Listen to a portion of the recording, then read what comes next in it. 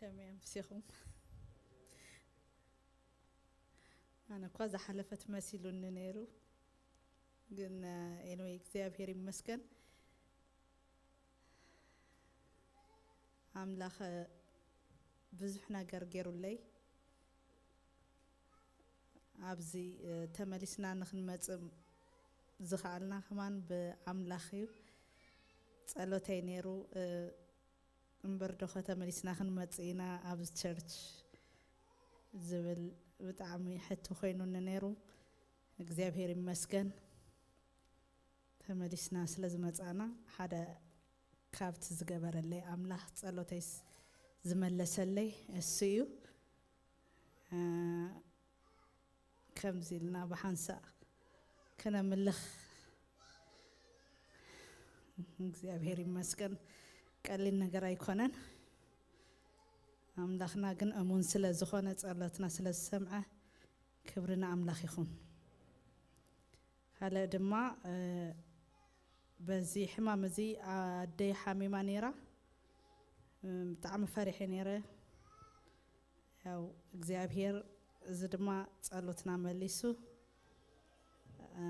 ብመዝሙር መሊሱለይ ኣብዚ ኮይነ እንዳዘመርኩ ድሓር ከዓ ሓውያ ማለት እዩ ብመዝሙር ገይሩ መሊሱለይ ኣምላኽ ብዙሕ ነገር ገይሩልና እዩ ኤኒዌይ ካብቲ ከምዚ ሕጂ ክንሪኦ ዝጸናሕና በብቁሩብ ከምኡ ማለት እዩ ካብቲ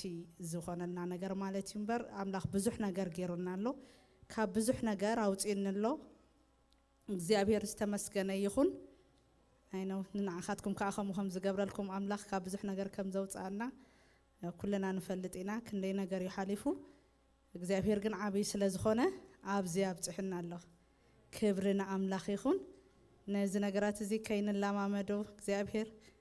መዓልቲ ሓድሽ ነገር ከም ዝገብረልና ክንሪኦን ክንዝክሮን ስለ ዝግባአና ክብርና ኣምላኽ ይኹን ብጎይታ ዝተለዓለ ኣብዚ ኮይነ ክዝምር ክዛረብ በቂዐ ዘለኹ እዚ ካብ ኣምላኽና እዩ ኮይኑልና ካባና ዝኾነ ወላ ሓደ ነገር የለን ክብርና ኣምላኽ ይኹን ጎይታ ይባርኽኩም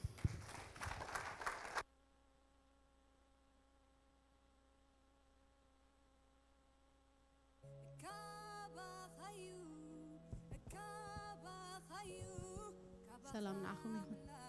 يسوع سويتاي أملاخ سناي كمتي جونز ولا مالتي نا هيوت ببسفل على يقولنا تحلفي خمالتي نا I remember جون إندا مسكرة خلا أنا بتعم حي منيرة thanks giving up جزء نيرة مالتي شو تخلينا ريكاردي جورو نيروتي فيديو مالتي شو انتايلوني نسخ إخي next بلان نيرة مالتي سو جون انتايلو مسكيرو بقى بكل حليفوس እግዚአብሔር ببرخت زخونت قلعه ريوارد غير نايلو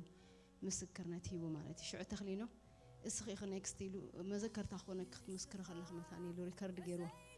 انا خاص ابت غزي نسو اي تحسبني خمالتي اي ازس يحلف ديله مالتي ناغوي تحليفنا لما انتي اقرميكم طاطويل لهمو كبرنا املاخ يكون نيشتي غزي حصير سلازخونه بمنتاي كمتي انا جون زبلو مجمري كمز اتش بايلور خخون خيلي كن انتاي زودقت غربسي انتاي مساري بزحاي مالتي نا ببزح بقى حدا ايشو يكونن مالتي بزح كاو كافت حمام مستلعلناي بريزن ايشو يغبر نيره ابزخ مص مستنفاس شجر نيره مالتي امونغو تشرش زخد كل غزي له ايمرجنس خناي غزي له خما اخل تشرش مالتي ناي ليفر بروبلم كاناتي ليفر حبيت خلال 10 سنتيمتر كوينا نيرا مالتي بزح حليفه خبرنا املاخ يخون كل غزي ابت غزي نسخ جمرن نخلو كما ينيرو سيطان كل غزي وي صلاي اب غزي دخام كايز تقعكا مالتي نا هينوس ابينا يكرخبكا مالتي نا تمجمريا زحمم كله ابتنا حزن نيرو غزانا ناي بو حزن مالتي شوي تطقعي እና ሰይጣን ካፍተና ይብርታኻ ግዜ ዘይኮነ አፍተ ድኻም ካይኸጥቃዕ ካድመጽ ማለት እዩ እግዚአብሔር ግን ሰናይ ናት ቻሌንጅ ዝሓለፍና ይኹም ትስበልኩም ብዙሕ ዓይነት ሕማማት ነይሩ ማለት እዩ ሕክምና ትኸይድ ከምዚ እሹ ለካ ብልኻ መድሃኒት ብኻ ድሕሪ ወርሒ ወይ ክልተ ሰሙን ተመለስ ብልኻ ድሕሪ ክልተ ሰሙን ወይ ወርሒ ምስ ተመለስካ ካሊእ ፀገም ከ ኣይመፅእ ማለት እዩ ወላ ናይቲ መድሃኒት ወሰድካይ ሳይድ ኢፌክት ኣለዎ ማለት እዩ እና every time I go ከምዚ ሰርፕራይዝ ዝኾነ ሕማማት ትጸንሕ ነይሩ ሽዑ ሕቶ ኮይኒ ኣነስ ዘመነይ ሙሉእ ሓይማ ይፍለጥኒ እዞም ኩሉ ሕማማት ኣበ እዮም ነይሮም እምበር እግዚኣብሔር ስምሳይ ኣሎ ዲኸ ምክንያቱ ኣብቲ ግዜ ፈተና እንታይ እዮም ዝብሉ መምህርሲ ኣብ ግዜ ፈተና ስቕ ዝብል እና ድምፂ ኣምላኽ ኣይነበረን ብዙሕ ግዜ ማለት እዩ ወይ ንሃና ነገርሲ እግዚኣብሔር ኣይርኤኒ ዘሎ ኢለ ጎይታ ግን እንታይ ብል ብማያት ምስ ትሓልፍ 43 በቃ እንታይ ምሳኻ ክኸውን የቦ ሓይዝ ምስ ትሓልፍ ኣይጥሕለካኒ ሃልሃልታው ናይ ህይወኩም ምኾካኒ ድማ እና ብዙሓት ናይ ኣምላኽ ሰባት ካኹም ኮይኖም ተፈቲኖም በዓል ሃነንያ እንድሕርኢናዮም ሲድራቅ ሚሳቅ ማለት እዩ ብሓዊ ሓሊፎም ጎይታ ግን ኣብኡ ነይሩ ዳዊት ካ ሓደ ግዜ እንታይ ኢሉ ኣዳው ሰዲዱስ ካብ ብርቱዕ ማያት ኣውጥኒ ኢሉ ዳዊት ካ ብማያት ሓሊፉ ማለት እዩ ብዙሓት ናይ ኣምላኽ ሰባት ብኹነታት ሓልፊዮም እና ቻሌንጅ የጋጥም ኣብ ህይወት ማለት እዩ እና መን ዝፍተኖ ወይ ድማ መን ዘስተውዕሎ ኣብቲ ሽግር ኮይንካ ጥራይኻ ተስተውዕሎ ትኽእል እምበር ንሓደ ሰብ ኣብቲ ሽግር ዘየለ ሽግር ካን ክርዳእልካ ኣይክእልን እዩ ጎይታ ግን እንታይ ኢሉ ብዘይካ ከምቲ ኸማና በቃ ብሓጢኣት ዘይኮነ ማለት እዩ ብኩሉ ዝተፈተነ ክድንግፀልና ዘይክእል እንታይ ልቆኻን የብልናን ኢሉ እግዚኣብሔር መስገን ናብ ጎይታ ብንሓልፎ ዘበለ ይርዮ እዩ ንሱ ዘይርዮ የለን ጸልማት እኳ ይጽልምተካን ኢሉ ማለት እዩ ክብርና ኣምላኽ ይኹን ስለዚ ካብቲ ክፉእ ዝመስል ከቢድ ዝመስል ኩሉ ግዜ እንታይ እግዚኣብሔር ጽቡቕ የውፅእ ካብ በላዕ ብልዕ የውፅእ ማለት እዩ እግዚኣብሔር መስገን እና እቲ ቻሌንጅ ብትሓልፍካ ሓሊፍካ እንታይ ሒዝካ ወፂኻ እዩ ማለት እዩ تحلف يخا أكيد مع عالت الله كل جزء كن أب أصلا تايت مهر كان تحلفك أنا حجب هو تيكري أخو كان متخونة تحت زنبر الوام تأتي أنا نرأسي نبر نيرة مالتي نرأسي نبر أنجهز راح أوفر دون جيمت لك أي عبيتنا إجزاء purpose ويد ما أنس كم لوام أبزا مدرس من تأذى الله خير دأنا نيرة مالتي نابزفت أنا أحلف كل خجن مس destiny ناتيات أبيعنا مالتي لوام بكريستوس مني عملتي سب من تاي تفتيرو بق سب حنساب يزنبر كلا اجزي اي نبرني كنت نبر كلا خان مني خات نبري ان انا تناتي دستني لوام بكريستوس تفطرتنا املاح كتنبر علامه املاح زلوا بق سلاخ مصحف صحفه سو املاح زي فلطو غدنا يلن املاح زي فلطو عين حلفنينا احنا مالتي نخلو خا انتي موص غير الله سو እግዚአብሔር መስገን ኮሚ እዝብሎ ተخلينا مسكري እንኳ በዝ ነገር ዚ ሓለፍኩም ማለት እዩ በዝ ነገር እንተ ዚ ሓልፍ ነይረ ኣነ ንርእሰይ ነይረ ሞትኩም ግን መጽሐፍ ቅዱስ እንታይ ይብለና ቶም ሕጂ ዘለው ግና ኢሉ ነቱ ምእንተኦም ዝሞተን ዝተሰአን እንበር ምእንቲ ርእሶም ከይነብሩ ንሱ ክንድኹላቶም ሞተ ኢሉ ማለት እዩ ሶ ተኣባቦ ዝነበረት ህይወት ኢየሱስ ክርስቶስ ተቀበለ ኣባና ስለዘላ ክርስቶስ ሞትና ስለዝሞተ ንሕና ካብ ህይወትና ንዑና ነብር ማለት እዩ ሶ እግዚአብሔር መስገን ስለ ሁሉ ነገር ማለት እዩ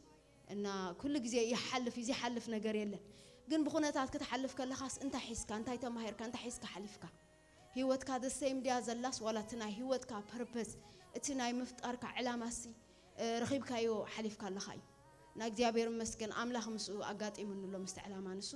ዘመነይ ምሉኽ አነ ዛማዓልቲ አይናፍቃ ነይረ ክብርና አምላኽ ይኹን በቃ ኣብቲ ብርቱዕ ግዜ ዝነበር ኩሉ ኣብዚ መድረኽ እዚ ጠጠው ኢለ ክምስክር ብራእይ ርኤ ማለት እዩ and I was expecting it حنت معلت الليل كورونا خلا خات جميرة حج شرط عتايلة كبرنا أملاخ يخون እግዚአብሔር ዘመን አምጪው ነዛ ማዓልቲ አብቂዕናሎ እና ዝበልጽ ነገር አለው ማለት እዩ እንታይሉ ዳዊት 118 ተውደቀኒ ኢልካ ደፋእካኒ እግዚአብሔር ግን አደገፈኒ ሰይጣን ኩሉ ግዜ እንታይ በቃ ፍኖካይ እግዚአብሔር ካ ከይትወድቅ ድግፈካ ሰው ወዲቅና ክንብል ከለና እንታይ ገይሩና ጸጉ ልዕልና ማለት እዩ ክብርና አምላኽ ይኹን أحلفه سلزي هابنا أملاخنا نخبره سلا كل نجار جزي أبير مسكن أو جزي دخامنا أو جزي حمامنا بخلو زبط حكمنا حواتك ويد ما زت أنا نحكمنا جزي أبير يبارككم بس حتى لو تغيسي يقولوني